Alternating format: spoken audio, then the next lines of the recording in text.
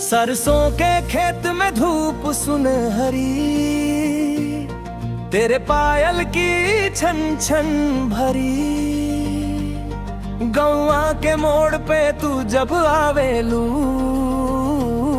दिल के भीतर आग जगावेलू।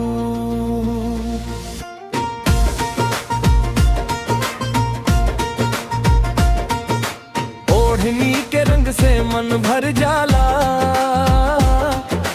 हंसलू ता सारा दिन सज जाला।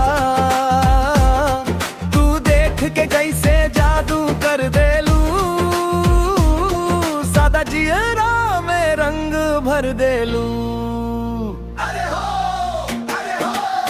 का बताई तोहरा चल के, सांस फंसे हर हाल के।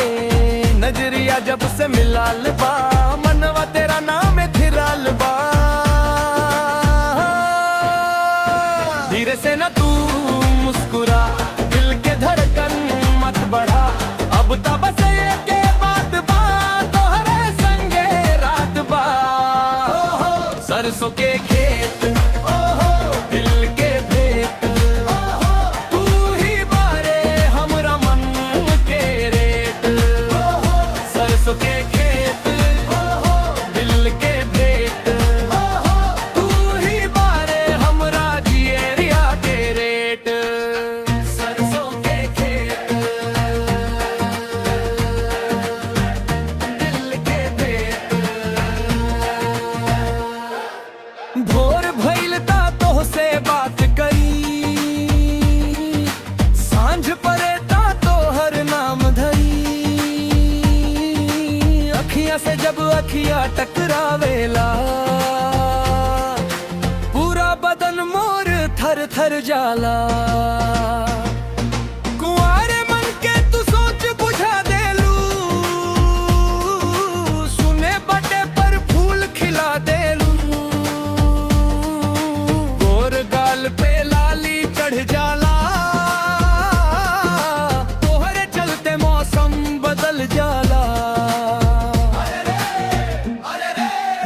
का बताई तोहरा चल के, सांस फंसे हर हाल के। नजरिया जब से मिलल बा, मनवा तेरा नाम खिलल बा। धीरे से न तू मुस्कुरा, दिल के धड़कन मत बढ़ा। अब तब से के बात बा, तोहरे संगे रात बा। सरसों के खेत, दिल के भेत, तू ही बारे हमरा मन के रेत। सरसों के खेत, दिल के भेत, तू ही बारे हमरा जियरा के रेत। सरसों के खेत, दिल के भेत। गाँव के चौपाल पे नाम तोहार, गली गली में हल्ला अपार।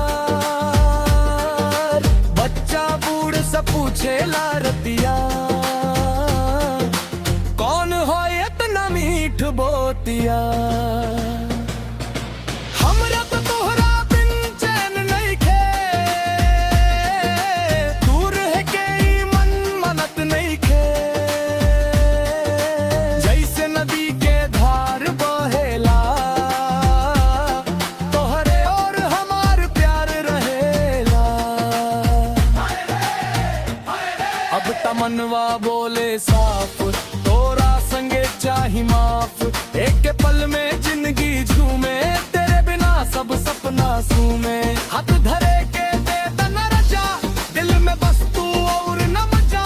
गाँव के रीत दुनिया के बात, तोहरे साथे कटे हर रात। चल जिगत दिन, सरसों के खेत, दिल के भेत।